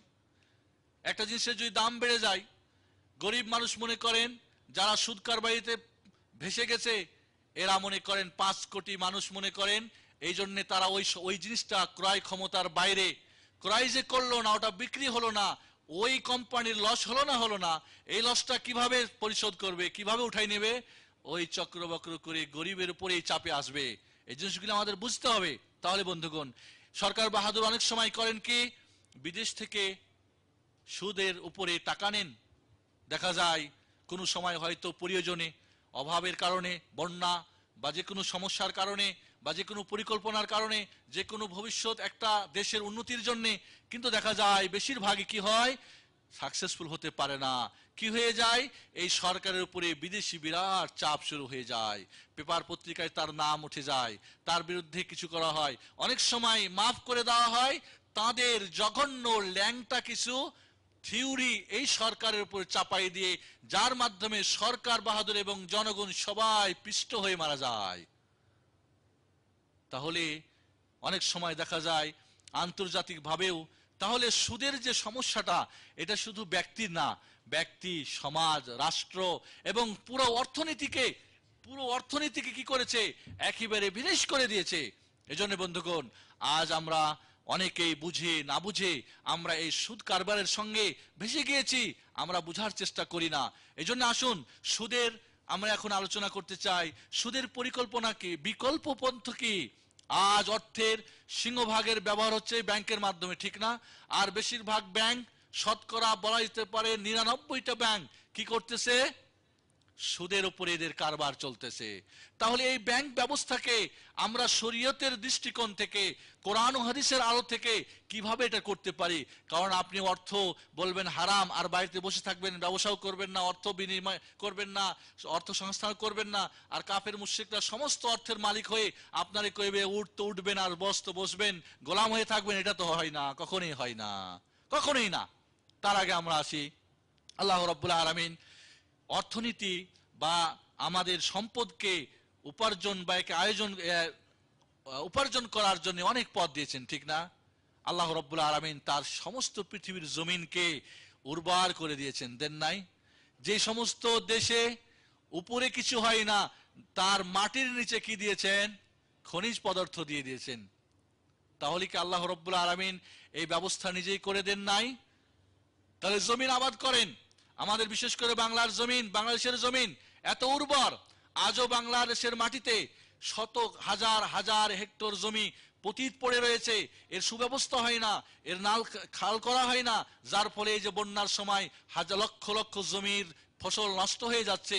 এর সুস্থ যদি পরিকল্পনা নেওয়া যায়, এর যদি সুন্দর ব্যবস্থা করা যায়, জনগণের যদি সহযোগিতা নেওয়া যায়, অনেক সময় জনগণ সহযোগিতা করতে চায় না। আমার দেশে একটা বদ অভ্যাস রয়েছে, সরকার বাহাদুর যদি কোনো ভালো একটা পরিকল্পনা নিতে চায়, রাজনৈতিক ফিল্ড এমন ইস্যু করা হয় যে না, ওটাকে ভিনিশ করতেই হবে, ওটার বিরুদ্ধে স্লোগান গাইতে হবে। এটা কোনো মানবিকতা নয়, এটা কোনো শিক্ষিত মানুষের কাজ নয়। পার্টি করেন, হতে পারে আরেকটা আপনি হয়তো একদিন সরকারে আসবেন, আজ আছেন কাল নাই, যে কেউ থাক, তার দায়িত্ব হলো সরকার দেশের জনগণের অর্থনীতি, সমাজনীতি, শিক্ষা, সংস্কৃতি সবকিছুর যার মধ্যে উন্নতি রয়েছে তাকে সবাই সহযোগিতা করতে হবে, দল মত নির্বিশেষে সবার দায়িত্ব। কিন্তু আমাদের একটা বদ অভ্যাস রয়েছে, খামাখা স্লোগান করে উল্টো পাল্টো করা। শুধুমাত্র কি করা? একটা ভালো হোক আর মন্দ হোক, সরকার যা করবে সবই খারাপ, আর আমি বাইরে থেকে যা করব সবই ঠিক। এই রাজনীতি হলো জঘন্য নোংরা রাজনীতি, যার ফলে আমাদের দেশটি গরিব আস্তে আস্তে আরো নিচে নেমে যাচ্ছে। আমরা আমাদের দেশের যদি পরিস্থিতি যদি কন্ট্রোল হতো, স্থিতিশীল হতো, রাজনীতি অবস্থা যদি সবাই মিলে একে অপরের উপর শ্রদ্ধাশীল হতো, বাংলার মাটিতে যে ম্যান পাওয়ার সস্তা, পৃথিবীর সমস্ত বড় বড় রাষ্ট্ররা কোম্পানি গিয়ে সেখানে তারা কি করত? বড় বড় কোম্পানি করত। সৌদি আরবে এসে আপনার 300-400 রিয়ালের বেতনে চাকরি করতে হতো না। ইন্দোনেশিয়া, মালয়েশিয়া দেখেন, স্বাধীনের পরে মালয়েশিয়া আমাদের মতো একটা দেশ ছিল, কিন্তু তারা আজকে দেখেন কত উন্নতি হয়ে গেছে তাদের। এই জন্য আমি আপনাদের বলবো বন্ধুগণ, এই একটা বদ খেয়াল মাথা থেকে বের করবেন, দেশের উন্নতির জন্য চিন্তা করবেন, দেশের মহব্বত রাখা ঠিক প্রয়োজন রয়েছে। গত 2 বছর আগে বন্ধুগণ, এই জন্য বলতে চাই, আজ আমাদের বিভিন্ন শুধু সুদ কারবারই নয়, বিভিন্ন কারণে আমরা গরিব হতে বসেছি। এই বাংলাদেশে যা ছিল 200 বছর নিয়ে গেছে কারা? ইংরেজ সরকার। এরপরে নিয়ে গেছে আরেক সরকার, এরপরে আস্তে আস্তে আপনারা দেখতেই পাচ্ছেন। আমরা বলতে চাই, আমরা সবাই মিলে আমাদের এই সোনার দেশটাকে সোনা ফলাতে হবে, এটা আমাদের দায়িত্ব। এজন্য আসুন সুদ মুক্ত অর্থনৈতিক ব্যবস্থা আমাদের দেশে চালু করতে হবে। আমি আজকে বলতে চাই, আমাদের দেশের যারাই আছেন দায়িত্বে, পাওয়ারে আছেন, যে কিছু হলেও ইসলামী ব্যাংক তৈরি করেন, সোনালী ব্যাংক, ইসলামিক ব্যাংক বানাই দেন। সৌদি সরকার এখন লেটেস্ট খবর হলো, রিয়াদ ব্যাংক আছে না, রিয়াদ ব্যাংক ইসলামিক ব্যাংক হতে যাচ্ছে সামনে বছর ইনশাআল্লাহ। অনেক ব্যাংক এখন পরিকল্পনা নিয়েছে যে না, সুদ ভিত্তিক অর্থনীতির মধ্যে বহু ধরনের সমস্যা রয়েছে, ইসলামী অর্থনীতির মধ্যে সুখ রয়েছে, শান্তি রয়েছে, সুবিধা রয়েছে। এই যে আপনার ন্যাশনাল ব্যাংক আছে না, এই ন্যাশনাল ব্যাংক সামনে নতুন বছরে ইসলামী ব্যাংক, পূর্ণ ইসলামিক ব্যাংক ঘোষণা হবে। এই দেশের আপনার যেটাকে এগ্রিকালচার ব্যাংক কি বলি আমরা, ওটাকে কৃষি ব্যাংক, এটাও সামনে বছরে। তাহলে বন্ধুগণ, এখন নতুন করে উদ্যোগ হচ্ছে সবারই যে ইসলামী ব্যাংক তৈরি করতে হবে। এই জন্য বন্ধুগণ, আমাদের বিকল্প ব্যবস্থা করতে হবে। আমরা সাধারণত যে অর্থ রাখি ব্যাংকে 2 ভাবে, কয়ভাবে? একটা কারেন্ট অ্যাকাউন্ট, একটা হলো সেভিংস অ্যাকাউন্ট। কারেন্ট অ্যাকাউন্ট মানে আপনি এটা শুধু ঋণ রাখলেন, আপনি এর থেকে কোনো ফায়দা পাবেন না, কারণ ব্যাংক এটা কোনো প্রকার ব্যবসা বাণিজ্যতে কাজে লাগাবে না, এই তো। আর যেটা আপনি সেভিংসে রাখবেন, বা আপনি ব্যাংক থেকে কি বলে বন্ড রাখেন, বা কি বলে ওটাকে ডিপোজিট করেন এককালীন, সবকিছু এটাকে বলা হয়, আমরা সাধারণত বলি এটা কি আমানত। না, এটা আমানত নয়। আমানত কথাটা কি ভুল, কারণ যদি আপনি আমার কাছে 10 টাকা আমানত রাখেন, তাহলে এই আমানত হেরফের করা যাবে না, যেভাবে দিয়েছেন ওইভাবে আপনাকে দিতে হবে। ব্যাংক কি তাই করে? না, এটা তিনি নিজে ব্যবসা করে, ব্যাংক নিজে ব্যবসা করে, অথবা ব্যবসায়ীদেরকে এই টাকাটা কি করেন, অর্থ সংকলন দেন, ব্যবস্থা করেন ব্যবসা করার জন্য। তাহলে এটা ঋণ, এটাকে বলা হয় কি ঋণ। আর মনে রাখবেন, ঋণ দিয়ে এর মোকাবেলায় কিছু নেওয়াটাকে বলা হয় কি সুদ। আপনাকে 100 টাকা দিলাম, 15 দিন পরে আপনি আমাকে দিলে ফেরত কিছু বেশি দিতে হবে, এটাকে বলা হয় কি সুদ। এটা হারাম, এটাই হলো হারাম। তাহলে করতে হবে কি? আজ আমাদের শেয়ার ব্যবসা রয়েছে, আমাদের আজকে বন্ডের ব্যবসা রয়েছে, আজকে আমাদের মনে করেন ফিক্সড ডিপোজিট রয়েছে, বা আজকে আমাদের মনে করেন সেভিংস রয়েছে। বিভিন্ন ধরনের ব্যবসা ব্যাংকে আছে কিনা? খুব সহজ, খুবই সহজ। কি করতে হবে? এই ব্যবসাটাকে আপনি মুদারাবা ব্যবসা করবেন। মুদারাবা ব্যবসা মানে অর্থ আপনার, ব্যাংকের কাজ, ব্যাংকের পরিকল্পনা, ব্যাংকের অর্থনীতি কি বলে কাঠামো, তিনি এই ব্যাংক করবে কি আপনার অর্থ দিয়ে ব্যবসা করবে। দুইজনের একটা ইত্তেফাক হবে, সব বাদ দিয়ে লভ্যাংশ থেকে 1/4 না আধাআধি না 1/3 আপনি এবং ব্যাংক ভাগ করে নেবেন। এবং মনে রাখবেন, ইসলামী অর্থনীতির কথা হলো, যদি হয়, ক্ষতি হয়, যদি লোকসান হয়, তাহলে টাকার যিনি মালিক তিনি কি করবেন? শুধু বহন করবেন, ব্যাংক বহন করবেন 1 পয়সা, কারণ ব্যাংক তার পরিশ্রম বহন করবে। 1 বছর ব্যবসা করেছে, পরিশ্রম লাগে নাই, বলবেন না তা হবে না। কেউ যদি শর্ত করে, তবুও শর্ত মানা চলবে না। তাহলে মুদারাবা সিস্টেমে ব্যবসা হতে পারে। এই মুদারাবা সিস্টেমে দেখা গেছে, আমি একবার দিনাজপুরে গেলাম, দেখি এক হিন্দু ভদ্রলোক, আমাদের দিনাজপুরের সবচাইতে বড় ব্যবসায়ী, দেখি ইসলামিক ব্যাংকে ম্যানেজার সাহেবের সঙ্গে কথা বলতেছেন। তাই বললাম, কি ব্যাপার আপনি এখানে, আপনি ইসলামিক ব্যাংকে আসছেন? কয়, তা তো আসতেই হবে, ইসলাম তো ভালোই, খারাপ তো আর কিছু না। অন্য অন্য ব্যাংকের চাইতে আমরা ইসলামী ব্যাংকে 1/4 না আধাআধি না 1/3 আপনি এবং ব্যাংক ভাগ করে নেবেন। এবং মনে রাখবেন, ইসলামী অর্থনীতির কথা হলো, যদি হয়, ক্ষতি হয়, যদি লোকসান হয়, তাহলে টাকার যিনি মালিক তিনি কি করবেন? শুধু বহন করবেন, ব্যাংক বহন করবেন 1 পয়সা, কারণ ব্যাংক তার পরিশ্রম বহন করবে। 1 বছর ব্যবসা করেছে, পরিশ্রম লাগে নাই, বলবেন না তা হবে না। কেউ যদি শর্ত করে, তবুও শর্ত মানা চলবে না। তাহলে মুদারাবা সিস্টেমে ব্যবসা হতে পারে। এই মুদারাবা সিস্টেমে দেখা গেছে, আমি একবার দিনাজপুরে গেলাম, দেখি এক হিন্দু ভদ্রলোক, আমাদের দিনাজপুরের সবচাইতে বড় ব্যবসায়ী, দেখি ইসলামিক ব্যাংকে ম্যানেজার সাহেবের সঙ্গে কথা বলতেছেন। তাই বললাম, কি ব্যাপার আপনি এখানে, আপনি ইসলামিক ব্যাংকে আসছেন? কয়, তা তো আসতেই হবে, ইসলাম তো ভালোই, খারাপ তো আর কিছু না। অন্য অন্য ব্যাংকের চাইতে আমরা ইসলামী ব্যাংকে আমরা লাভ বেশি পেয়েছি, সমস্যা কম। চিন্তা করেন তাহলে, যদিও তার ধর্ম ইসলামের বিপরীত, কিন্তু তার কাজ দেখতেছে আমি চাই আমার টাকা। তাহলে ভাই, আপনি যদি মুজারাবা করেন, তাহলে এটা হতে পারে একটা আপনার হালাল। আপনি ইজারা সিস্টেম করতে পারেন। আপনার একটা ট্রাক্টর দরকার, আপনি কি কৃষক, আপনার টাকা নেই, আপনি ব্যাংকে যান, আপনি ব্যাংক থেকে ঋণ নিয়ে ট্রাক্টর কিনবেন, আর মাসে মাসে প্রতি শতকরা 10 বা 20 করে দিবেন, হারাম, সুদ। কিন্তু আপনি জায়েজ তরিকা কি? ব্যাংকে বলেন আমার একটা ট্রাক্টর কিনে দেন, ব্যাংক আপনার একটা কি করবে? ট্রাক্টর কিনে বা একটা মেশিন কিনে বা আপনার যা প্রয়োজন হালাল বস্তু আপনাকে কিনে আপনাকে দিয়ে দিবে। আপনি মাসে মাসে ভাড়া দিয়ে দিবে আপনাকে, এবং আপনার সঙ্গে ওয়াদা করবে এই ভাড়া, এই কিস্তি সিস্টেমে ভাড়া দিয়ে একদিন যেদিন এত টাকা শেষ হলে আপনি এই ট্রাক্টরের মালিক হয়ে যাবেন। জায়েজ, এটা জায়েজ, কোনো অসুবিধা নেই। ঠিক এইভাবে বায়ু সালাম যেটা, বা বায়ু তাজিল, এখন অর্থ নেন, টাকা পরে ব্যাংক আপনাকে কি করবে? আপনার যা প্রয়োজন দিয়ে দিবে, আপনি পরবর্তীতে কিস্তিতে ধীরে ধীরে এটা পরিশোধ করবেন। এবং এই সময়টা ইজারার যখন সময় থাকবে, তখন কিন্তু এটার প্রকৃত মালিক ব্যাংক, এটা নষ্ট হলে দায় দায়িত্ব পালন করবে আপনি নয়, কিন্তু আপনার জন্য কোনো সমস্যা হলে আপনাকে করতে হবে।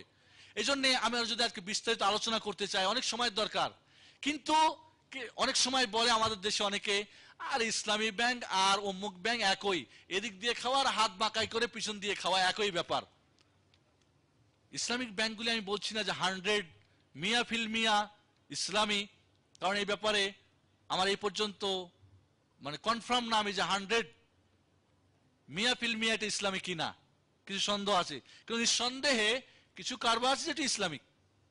তাহলে আপনি একটা সমস্ত সুদের উপরে ভিত্তি আর একটা ইসলামের উপরে ভিত্তি, যদিও কিছু হয়তো সমস্যা থাকতে পারে, দুটাকে সমান চোখে দেখা একজন মুমিনের কাজ হবে না। এজন্য বন্ধুগণ, বিশেষ করে আজকে মনে করেন ইন্স্যুরেন্স সম্পর্কে একটা কথা বলা দরকার। আমার মনে হয় সময় শেষে আসতেছে। ইন্স্যুরেন্স, আজকে আমরা ইন্স্যুরেন্স সবাই ঢালাও করে যাচ্ছি, কিন্তু ইন্স্যুরেন্স কোনটা হালাল কোনটা হারাম আমরা দেখতেছি না। আমরা বন্ড ক্রয় করছি, কোন সিস্টেমে বন্ড করা হালাল কোনটা হারাম আমরা চিন্তা করছি না। শেয়ার বাজার আমরা শেয়ার ক্রয় করতেছি বা শেয়ার আমরা অংশগ্রহণ করতেছি, জানি না কোনটা হালাল ও হারাম। আগে জানতে হবে, তারপরে নামতে হবে। কি বলেন? অনেকে আছে বিশেষ করে উমরা আর হজ করতে গেলে উল্টাপাল্টা করার পরে জিজ্ঞেস করে এটা করে ফেলছে কি করুম। আমি বললাম, ব্যাকল, আগে কোথায় ছিলেন আপনি? আগে জিজ্ঞেস করতে পারেন নাই যে এটা কেমনে করতে হয়, ওটা কেমনে করতে হয়? তো ইসলাম হালাল হারাম অর্থনীতির মাসলা মাসেল জানা ফরজ না? ফরজ না? অবশ্যই ফরজ। কোনটি হালাল কোনটি হারাম, যেই সুদ খেলে সবচেয়ে ছোট গুনাহ মায়ের সঙ্গে জেনা করা, এমন একটা পাপের বিষয়কে আপনি কোনো ভ্রুক্ষেপই করবেন না, কোনো গুরুত্বই দিবেন না, এটা কি কোনো মুমিন মুসলমানের কাজ হবে? কখনোই না, কখনোই না। হলে আমরা এখান থেকে কি করব? হেল্প করব। জায়েজ রয়েছে, কোনো সমস্যা নেই। বাকি হলো বাণিজ্যিক যেটা কি ইন্স্যুরেন্স, সেটা হারাম। সেটা লাইফের ইন্স্যুরেন্সই করেন, গাড়ি বাড়ির উপরেই করেন, আর আপনি ব্যবসা পণ্যের উপরেই করেন, যা কিছুর উপরে করেন কেন, এর মধ্যে রয়েছে সুদ, এর মধ্যে রয়েছে কি জুয়া। এক পক্ষ দিবে নির্দিষ্ট, ঠিক না ঠিক, কিন্তু আরেক পক্ষ দিতেও পারে না দিতেও পারে, এটাই তো জুয়া। আর যখন আপনি টাকা দিলেন, কি জন্যে? টাকা পাবেন এজন্যে, তো টাকার বদলে যদি বেশি টাকা না হয় সেটাকে বলা হয় কি সুদ, ঠিক না? এবং এর মধ্যে কি রয়েছে? ধোঁকাবাজিও রয়েছে। কত দিবে আপনি জানেন না, নির্দিষ্ট কোনো কিছু করা আছে আপনি বিষয়টা। এই জন্য বন্ধুগণ, যদি আমরা বাণিজ্যিক না করে সরকারি ভাবে বা কোম্পানির ভাবে যদি আমরা সমবায় ইন্স্যুরেন্স করি, জায়েজ রয়েছে, দেশের উন্নতি হবে। এবং এই অর্থটা কি করা যাবে? ব্যবসা বাণিজ্যে খাটিয়ে দেশের উন্নয়ন করা যেতে পারে, বিভিন্ন নতুন নতুন পরিকল্পনা বাস্তবায়ন করা যেতে পারে, এখানের মাধ্যমে উন্নতি হতে পারে। তাহলে বন্ধুগণ চিন্তা করেন, এইভাবে প্রত্যেকটি বিষয়ে যদি আমরা দেখি, যেখানেই সুদ রয়েছে তার বিকল্প ব্যবস্থা রয়েছে। তাহলে আমাদের শুধু বুঝতে হবে কিভাবে রয়েছে। এই জন্য আমরা যদি সচেতন হই, তাহলে আমাদের দেশে আমরা এই ধরনের ইসলামী সিস্টেমে ব্যাংক চালু করতে পারি। বেসরকারি ব্যাংক হতে পারে, সরকারি হতে পারে। আমরা আমাদের পক্ষ থেকে আমাদের সরকারের কাছে বলবো যে আসুন, আপনারা চেষ্টা করুন, শরিয়া বোর্ড গঠন করুন এবং এটাকে দেরাসা করুন, গবেষণা করুন যে সরকারি, এখন যদি সরকারি 2-4টা ইসলামিক ব্যাংক তৈরি হয়ে যায়, তাতে সরকারের লাভ হবে না ক্ষতি হবে? আমাদের লাভ হবে না ক্ষতি হবে? প্রতি মাসে আমাদের জেদ্দা রিয়াদ দূতাবাস থেকে আমার নামে ফ্যাক্স আসে। ওই বিভিন্ন সময় তারা ওই কি বলে পাসপোর্ট রিনিউ করার জন্য, নতুন পাসপোর্ট করার জন্য, ব্যাংকে অ্যাকাউন্ট করার জন্য, তো এখানে লেখা থাকে যে সোনালী ব্যাংকে অ্যাকাউন্ট করা হবে বা অমুক তমুক বিভিন্ন সুযোগ সুবিধার কথা। এগুলো আমরা সাধারণ মানুষের কাছে প্রচার করলে মানুষজন আসার সুবিধা হয়, যার কারণে আমরা এটা সহযোগিতা করে থাকি। বন্ধুগণ, এর মাধ্যমে এই সৌদি আরবে দেখা গেছে যখন এটা প্রচার করি, স্বাভাবিক অনেক মানুষই বলে এটা ইসলামী ব্যাংক না। শতকরা দেখেছি, কারণ এখানে আসলে একটা ধর্মীয় অনুভূতি সৃষ্টি হয় অনেকেরই, হয়তো শতকরা 75 জনই বলে ইসলামিক ব্যাংকের নাই। তাহলে আজ যদি আমাদের এম্বাসির পক্ষ থেকে সৌদি কি বলে সরকারি যদি ইসলামিক ব্যাংক থাকতো আর ওর অ্যাকাউন্টের জন্য যদি ডাক দিত, দেখা যেত অনেকেই সেখানে তাদের উপার্জিত অর্থ কি করত? ইনভেস্ট করত। তাতে আমাদের সরকার উপকারিত হতেন না, জনগণ উপকৃত হতো, আর সরকারও হতো। কারণ যতগুলি ইসলামিক ব্যাংক হচ্ছে বেসরকারি, বেসরকারিদের সঙ্গে যোগাযোগ করা যত কঠিন, সরকারের সঙ্গে যোগাযোগ করা বড়ই সহজ, কি বলেন? তাহলে বন্ধুগণ, কারণ আমাদের সরকারের প্রতিনিধি আমাদের এখানে রয়েছে, রিয়াদে রয়েছে, তাদের সঙ্গে যোগাযোগ করা সম্ভব হয়। এজন্য আমরা বলবো সবার পক্ষ থেকে যে আসুন আমাদের সরকারকে আমরা জানাতে চাই যে সুদ মিটিয়ে ইসলামী অর্থনীতির ভিত্তিতে আমাদের ইসলামী ব্যাংক গড়ে আমাদের নিজেকে এবং দেশকে, জনগণকে, সবাইকে সুদের সেই গ্রাস থেকে, সুদের সেই ক্ষতিকর দিক থেকে আমাদের বাঁচাবের জন্য একটা উপায় যেন হয়। দোয়া করতে হবে যে আল্লাহ রাব্বুল আলামিন যেন আমাদের এই সুযোগ সুবিধা করে দেন, যাদের হাতে এই দায়িত্ব আছে তারাও যেন এই পথে এগিয়ে আসেন। দোয়া করতে হবে। আল্লাহর নবী আলাইহিস সালাতু ওয়াস সালাম তয়েফে গেছিলেন, জান নাই? তয়েফে ওরা কি ফুলের মালা দিয়েছিল, বলেছিল আহলান সাহলান মারহাবা। বরং আল্লাহর নবীর জিন্দেগীর সবচাইতে কষ্টের দিন হলো তয়েফের দিন। আল্লাহর নবী চলে আসলেন, 3 মাইল ধরে লাইন ধরে সবাই পাথর মারলো, প্রিয় নবী মুহাম্মদুর রাসূলুল্লাহ সাল্লাল্লাহু আলাইহি ওয়াসাল্লামকে রক্তাক্ত করলো। তিনি বেহুশ হয়ে একটি আঙ্গুরের বাগানে পড়ে লুটিয়ে পড়লেন মাটির মধ্যে। তিনি ওখান থেকে কিছু খেজুর পানি খেয়ে বের হয়ে পথে আসতেছেন। এবার জিবরিল ফেরেশতা, পাহাড়ের ফেরেশতাকে সাথে নিয়ে হাজির হলেন কার কাছে?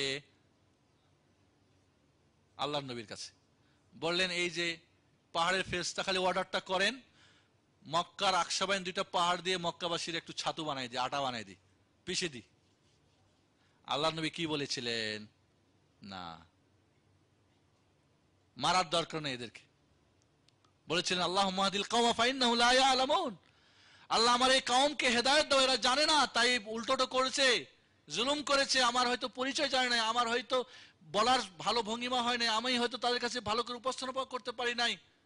কারণ যেমন জনগণ হবে তেমনই কিন্তু আপনার শাসকও হবে। আপনি ভালো হন, আপনার রাজাটাও ভালো আসবে ইনশাআল্লাহ। আপনি উল্টাপাল্টা চলবেন আর আপনি চাইবেন খলিফা উমার, এটা কি সম্ভব? এটা সম্ভব না। আল্লাহ নবী বলেন আল্লাহ না, বরং এদেরই উত্তরসূরি, এদেরই ওরসে জন্মগ্রহণ করবে এমন মানুষ যারা একমাত্র আল্লাহর ইবাদত করবে আর তার সঙ্গে কাউকে শরীক করবে না। সেই বানু সকিফার মানুষের মাধ্যমেই ভারত উপমহাদেশ ইসলাম পৌঁছছে। আমরা তো আমাদের পূর্বপুরুষ হিন্দু ছিল, মূর্তি পূজক ছিল। মাহমুদ বিন কাসেম আস-সাকাফির মাধ্যমে ভারতবর্ষে আমাদের বাংলাদেশ পর্যন্ত ইসলাম পৌঁছেছে। যদি আল্লাহর নবী সেই দিন দোয়া করতো এই পাহাড়ের ফেরেশতা পিষে দাও, তাহলে আমাদের ইসলাম মুসলমান হওয়ার সুযোগটা আর হয়তো হতো না। বন্ধুগণ, এই জন্যে আমরা হেদায়েতের জন্য দোয়া করব, সবার জন্য বদদোয়া না করে হেদায়েতের দোয়া করবেন। এক কোম্পানিতে যেতাম, তো কোম্পানি 8 মাস থেকে বেতন দেয় না, সবাই গালি মন্দ অনেক কিছু। আমি জুলুম সম্পর্কে আলোচনা করছিলাম, প্রশ্ন উত্তর পড়বে আর মাথা খারাপ। তাই বললাম কোম্পানির মালিককে গালি না দিয়ে আপনার দোয়া করলে হয় না? হ্যাঁ, এত বড় জালেমের জন্য দোয়া করব? আমি বললাম শুনেন, আল্লাহর কাছে আপনারা দোয়া করেন, সামনের সপ্তাহে যখন আমি প্রোগ্রামে আসব, আমি আশা করি এই 1 সপ্তাহের মধ্যে আপনারা বেতন পেয়ে যাবেন। সত্যি যদি আপনারা দোয়া করেন। আল্লাহর হেদায়েতের মালিককে, সমস্ত মানুষের অন্তরগুলি আল্লাহর ডান হাতের 2 আঙ্গুলের মধ্যে, ইউকাল্লিবু কাইফা ইয়াশা, যেমন চাই তেমনই পরিবর্তন করে। আপনার, আমি অনেক সময় বলি, আপনি আল্লাহর হক আদায় করেন, নামাজ পড়েন, আপনি আল্লাহর হক আদায় করেন না, আর আপনার কফিলের, আপনার কোম্পানির মালিকের অন্তর আল্লাহর হাতে, তিনি ওকে বলবে বেতন দিয়ে দাও, না, ওইটা করবেই না আল্লাহ, বরং জালেম বানাই দিবে আরো তোমাকে শায়েস্তা করার জন্য। এই জন্য বন্ধুগণ, আমার মনে হয় সময় আমার শেষ হয়েছে।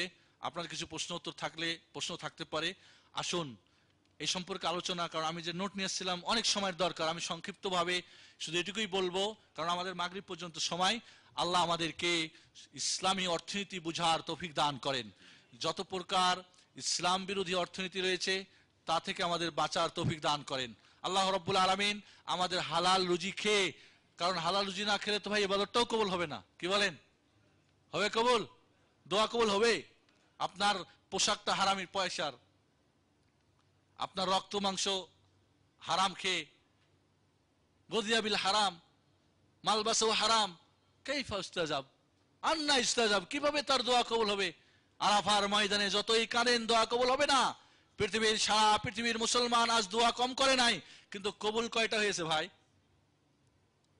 তাহলে আসুন আমরা সুদ থেকে সুদ মুক্ত আমরা অর্থনীতি চাই, সুদ মুক্ত আমরা সমাজ চাই, সুদ মুক্ত আমরা রাষ্ট্র চাই, সুদ মুক্ত আমরা কি চাই? সারা পৃথিবী চাই।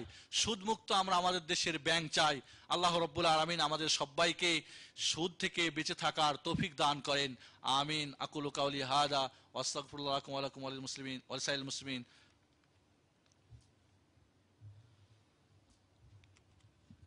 আমার এক ভাই প্রশ্ন করছেন, ধূমপান মাকরু না হারাম?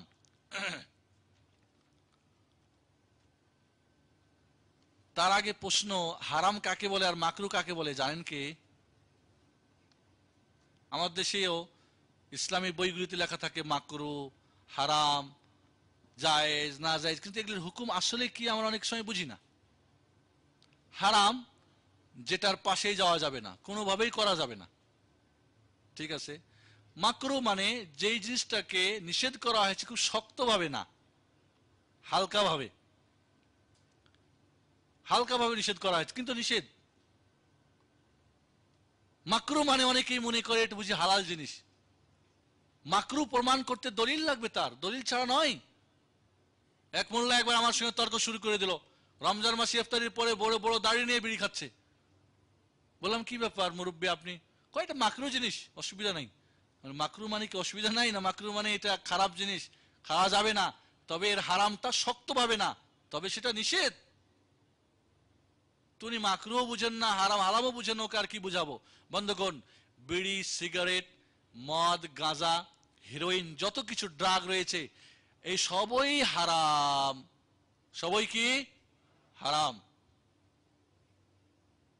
এক হুজুরে কয়, বিড়ি হারাম, সাজায়ের বা তাবাক বা হাশিশ, এই নাম ধরে কি কোরআন হাদিসে আছে? আমি বললাম যে ইসলাম এটুকুই বুঝেছেন আপনি? ইসলাম সবকিছুর কিছু মূলনীতি দিয়ে দিয়েছে, এই মূলনীতি যেটা পড়বে সেটাই হারাম। অপচয় হালাল না হারাম? বিড়ি যেটা খান হারাম না? অপচয় না কোনো কাজে আসে এটা? সারা পৃথিবীতে একদিনের কত অপচয় হয়? 80 কোটি, আরো বেশি। যদি একজন মানুষ 1 রিয়াল করে খরচ করে তাহলে কত করে খরচ হয়? 50 বাদই দিলেন, হয়তো খায় না, 50 যদি খায় কত কোটি মানুষ সারা পৃথিবীতে এখন? বাদ দেন বাংলাদেশে আসেন, যেই গরিব দেশের মানুষ দৈনন্দিন তাদের পেট চলে না, এমন দেশে বিড়ি খেয়ে কত টাকা নষ্ট হয়। এই টাকাটা যদি এক ফান্ডে জমা করে প্রতিদিন ওই গুচ্ছগ্রাম বানানো হয়, বানানো যাবে না? যাবে না?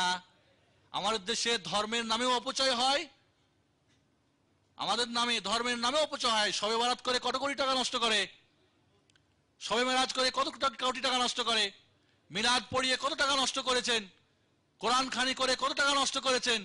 তাহলে ধর্মের নামেও আপনারা অপচয় করেন। যদি ওই শবে বরাতের 5 কোটি টাকা এক জায়গায় জমা করা হয়, কথার কথা ধরে নিলাম, তাহলে কতগুলি গরিবকে স্টাবলিশ করা যাবে? আজ থেকে 15 বছর আগে ইসলামিক ব্যাংক একটা পরিসংখ্যান করে দেখেছে, বাংলাদেশের মানুষ যাদের উপরে জাকাত ফরজ, তারা যদি জাকাত ঠিকমতো বের করে তাহলে বাংলাদেশে একটাও গরিব থাকবে না।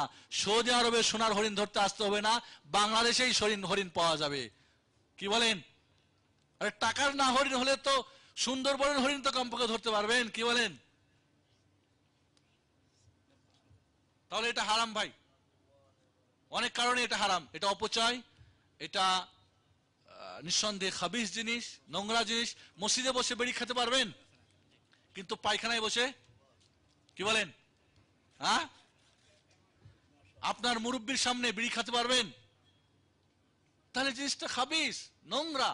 আমি নীলফামারী এলাকায় ছিলাম, রংপুর এলাকায়, যেখানে তামাক তৈরি হয়, তামাক যেখানে প্রোডাকশন হয়, হ্যাঁ, আমার মামুন ভাইয়ের এলাকা। ওই এলাকাতে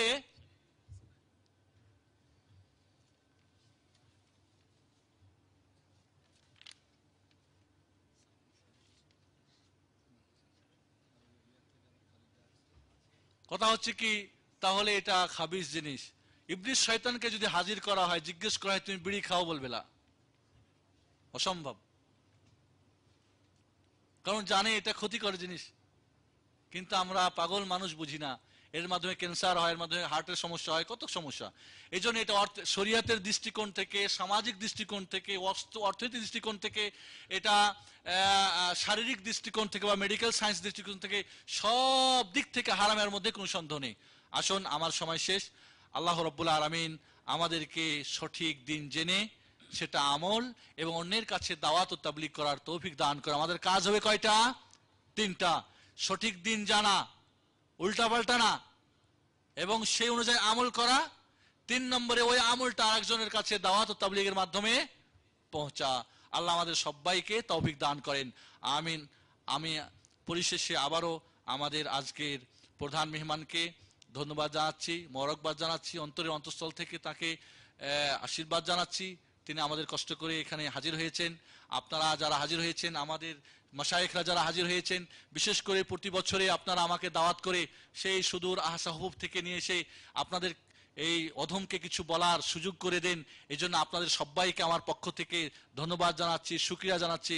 আল্লাহ রাব্বুল আলামিন আমাদেরকে এইখানে যেভাবে একত্রিত হওয়ার তৌফিক দান করেছেন, জান্নাতুল ফেরদাউসের আলা দরজায় নবী, সিদ্দিকিন, সোহাদা, সালেহিন সবার সঙ্গে আমাদের একসঙ্গে থাকার সুযোগ করে দিন। এই দোয়ায় আল্লাহর কাছে রেখে আমি আমার বক্তব্য শেষ করছি।